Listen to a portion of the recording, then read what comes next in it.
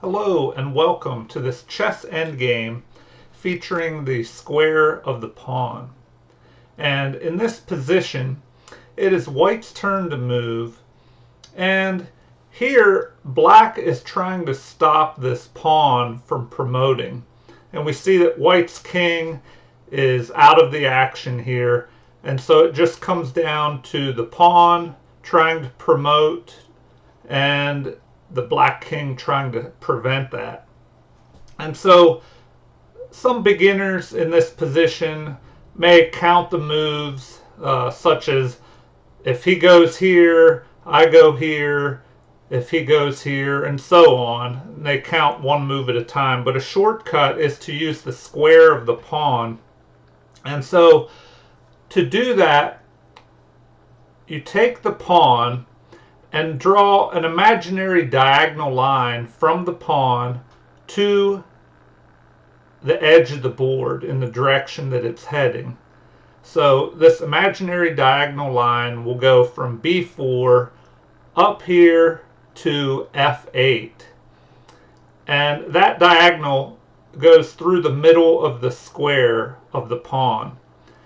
And then once you reach this f8 square, just draw another imaginary line from f8 down to the same rank that the pawn is on. And the pawn is on the fourth rank. So diagonal line to f8. And then a straight line down to the rank of the pawn on f4. And that will create the square of the pawn.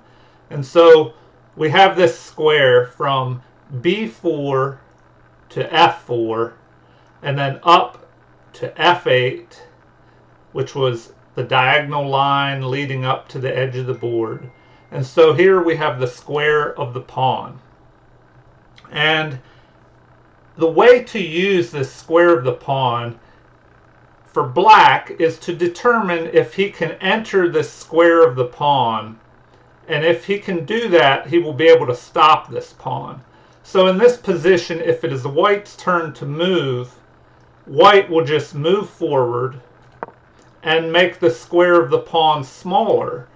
So now that he's moved to b5, if you draw the diagonal up to the edge of the board to e8, and then go down to the rank, the fifth rank now that the pawn is on, we have a smaller square of the pawn from b5 to e5 and then up to e8. And so this square, which reaches from b8 to b5 to e5 to e8, has gotten smaller.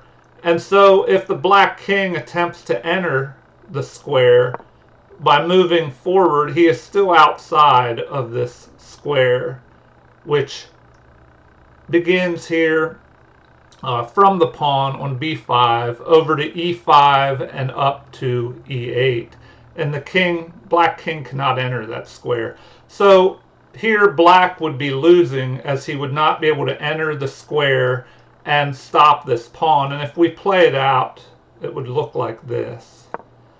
Pawn moves forward, creating a smaller square from b6 to d6 to d8.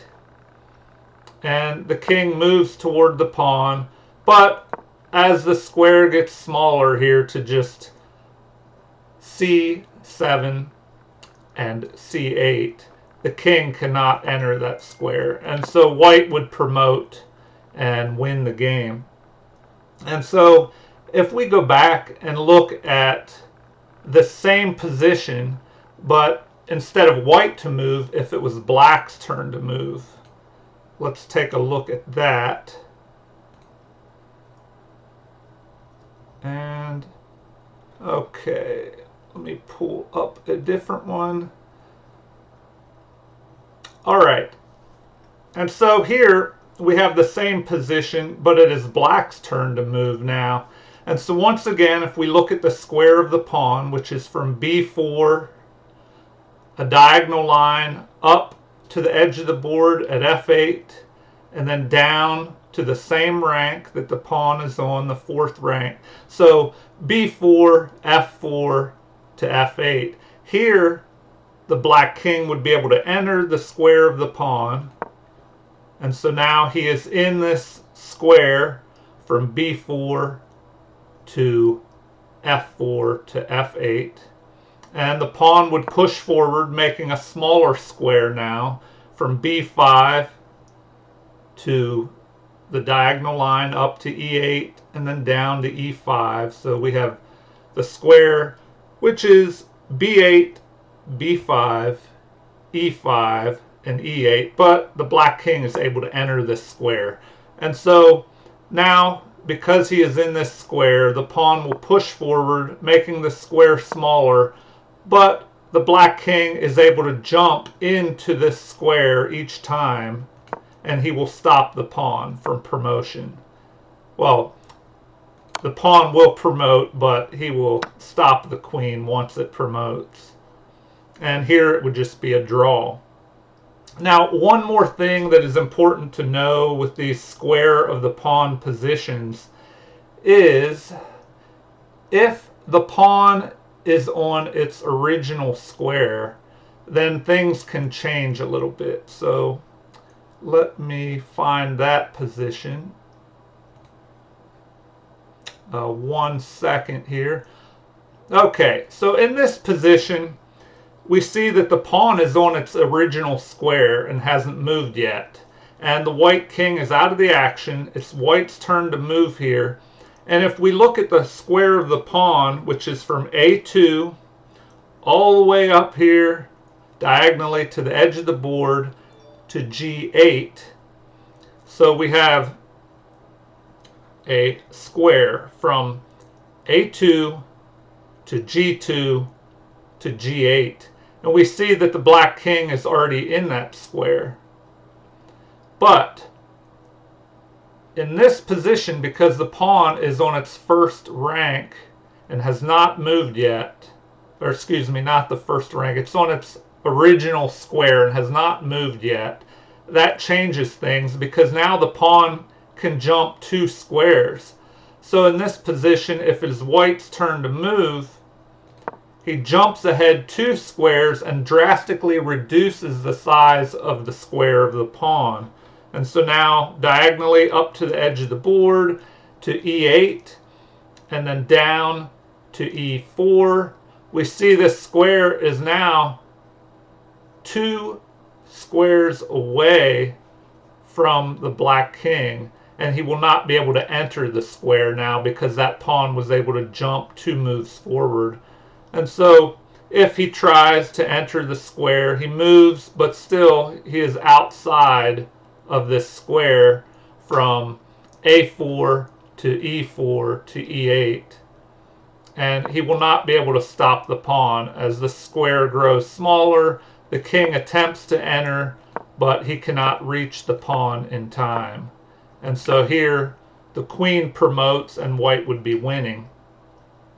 And now if we go back to that position and look to see how it would end up if it was black's turn to move first. And excuse me, let me bring up another one.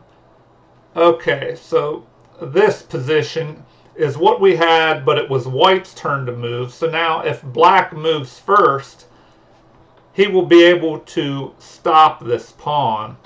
So here, black moves closer to the pawn, and as the pawn jumps 2 squares and creates the square of the pawn from A4 to E8 to E4, the black king is able to jump inside. So now he will be able to stop this pawn. And as the pawn moves forward, creating a smaller square from A5, diagonally up the board to D8, down to D5, the black king can jump inside the square, and the game continues like this. The king moves up next to the pawn, and so as the pawn promotes, he's able to capture, and it would be a draw. So that is just one thing to be aware of. The square of the pawn, as long as the enemy king can jump into the square, he should be able to stop the pawn. There are some possible scenarios if there are other pieces and pawns on the board that may change things, but if it's just the pawn and the king trying to stop it, once he jumps into that square, he should be able to prevent the promotion. But be aware of the pawn that is on its original starting square, and just remember that it can jump 2 squares forward, and that changes things a little bit. And so I hope you've enjoyed this little review of the chess endgame involving the square of the pawn. And if you've enjoyed it, please like and subscribe and leave comments or suggestions. Thank you and have a great day.